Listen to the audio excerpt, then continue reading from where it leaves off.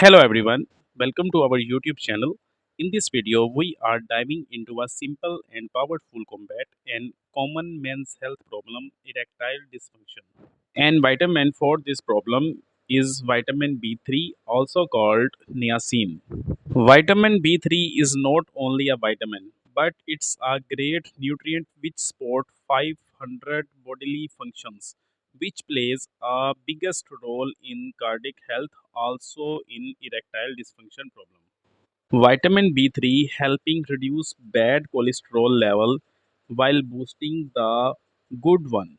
In 2011 studies, 160 men with high cholesterol level and erectile dysfunction improved after taking 1500 milligram vitamin B3 daily for 12 weeks. So after 12 weeks, all these 160 men improved their erectile dysfunction problem.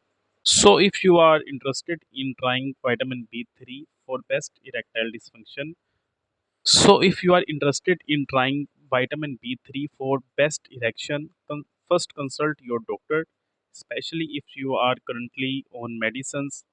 You must take this vitamin after your doctor recommendations. Hope you will find this video informative and helpful. Please don't forget to subscribe our channel. Thank you.